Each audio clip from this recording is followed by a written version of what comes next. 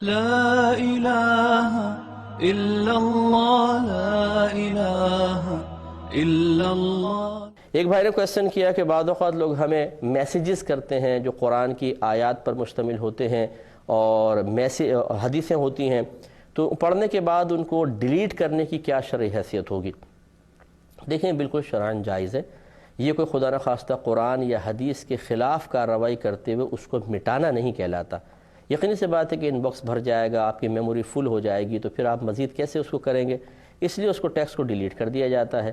تو اگر خدا نخواستہ کوئی توہین یا تحقیر کا ارادہ نہ ہو، بلکہ یہی ارادہ ہے کہ جی بس پڑھ لیا، ٹھیک ہے، اب یا تو آگے فارورڈ کر دیا، اگر کوئی صحیح چیز تھی اس میں مطلب وہ شک کی گنجائش نہیں تھی کہ کسی شخص نے اپنے پاس سے آمیزش کر دی ہو، کوئی جھوٹی بات شامل کر دی ہو، ایسا نہیں ہے تو ٹھیک ہے، آگے فارورڈ کر دیا۔ ورنہ یہ سوچ کر کے جی زیادہ ان باکس بھر جائے گا، پرابلم ہوگی، آپ نے ڈیلیٹ کر دیا، کوئی حرج نہیں ہے۔ میں اس کی ایک نظیر پیش کر دیتا ہوں۔ بعض لوگ بڑے ڈیر ہوشیار ہوتے ہیں، جب اس قسم کی بات سمجھائی جائے تو وہ پھر یہ نہیں ہے کہ ایک عالم دین سے مسئلہ سیکھیں، وہ اپنی ہی عقل لے کر آتے ہیں۔ دین کی الف بے آتی نہیں ہے، نہ گھر میں کبھی دین پڑھا ہے، نہ ماں باپ نے دینی تربیت کی ہے، معذرت کے ساتھ، لیکن وہ علماء پر تنقیدات کرنے اور مفتیان کرام کے مد مقابل بیٹھ کر مناظرہ کرنے، بحثیں کرنے، ڈیبیٹ کرنے کے لیے انتہائی بے چین رہتے ہیں۔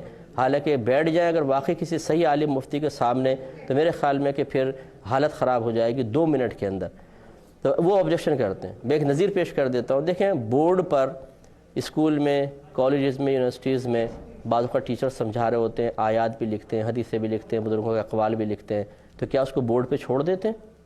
بعض اوقات تو چوک سے لکھ رہے ہوتے ہیں، حالانکہ اب چوک کا ختم ہو گیا، ہماری پوری اکیڈمی میں وائٹ بورڈ ہے اور مارکر پہ اس پہ لکھتے ہیں اور بالکل ایک دم کلین ہو جاتا ہے وہ۔ تو سینکڑوں بار لکھتے ہیں، پھر اس کو مٹاتے ہیں، آیات بھی مٹاتے ہیں، حدیثیں مٹاتے ہیں، اقوال مٹاتے ہیں، اللہ کے صفات نام مٹاتے ہیں۔ بتائیں ٹیچرز کے بارے میں کیا ہوگا؟ سارے کے سارے جہنمی ہیں۔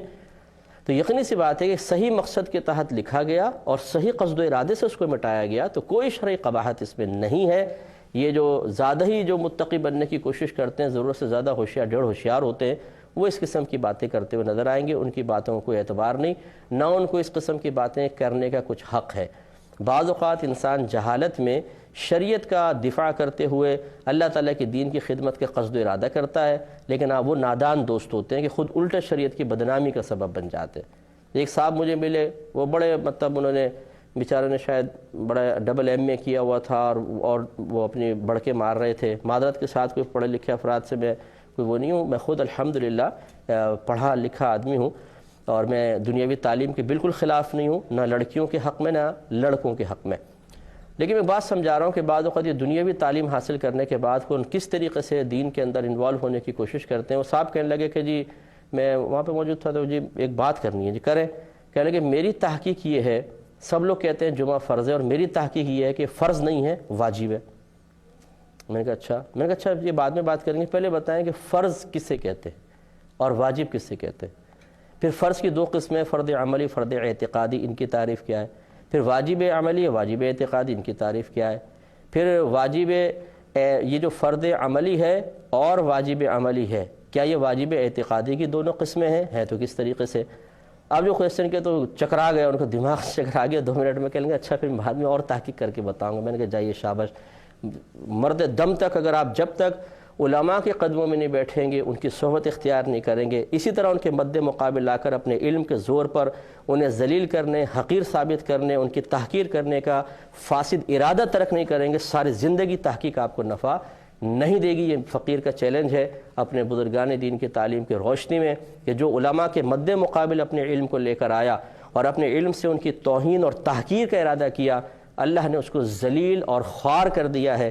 لہٰذا میری گزارش ہے، جو کالج میں، یونیورسٹیز میں بچے پڑھتے ہیں، کہ کبھی بھی اپنے ننھے سے سلیبس کے اوپر توجہ کر کے اور نیٹ کے اوپر غیر مستند ریسرچ کر کے کبھی بھی یہ مت سمجھیے گا کہ آپ اس قابل ہو گئے ہیں کہ 14-15 علوم 8-8 سال 10-10 سال مسلسل پڑھنے پڑھانے والوں کے مقابل آ کر بیٹھ جائیں، آپ کو پرابلم ہو سکتی ہے۔ اس لیے معذرت کے ساتھ میرے استاد محترم حضرت علامہ مولانا مفتی اعظم پاکستان عبد القیوم ہزاروی صاحب رحمۃ اللہ علیہ انتقال کر گئے۔ بڑے بہت کامل مطلب پائے کے عالم تھے، اور جامع المعقول والمنقول تھے، یعنی عقلی علوم بھی تھے اور یہ بھی۔ وہ خود بتاتے، میں یونیورسٹی میں گیا، میں نام نہیں لیتا ہوں کس کا، تو وہ وہاں پر منطق اور فلسفے کے موضوع پر کچھ ایک سیمینار وغیرہ رکھا گیا تھا، تو لڑکے بیٹھے تھے، بچیاں بیٹھی ہوئی تھیں، ٹیچرز تھے، پروفیسرز تھے. تو ہمارے مفتی صاحب دنیاوی تعلیم کے اعتبار سے زیادہ اتنا ویل ایجوکیٹڈ نہیں تھے ماشاءاللہ، لیکن بہرحال سب کچھ آتا تھا ان کو، پڑھنا لکھنا سب کچھ.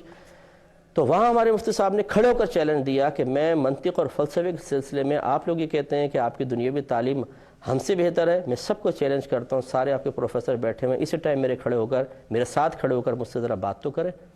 تو کوئی کھڑا نہ ہوا. تو پھر لڑکے لڑکیوں نے شیم شیم شیم کے نعرے لگائے.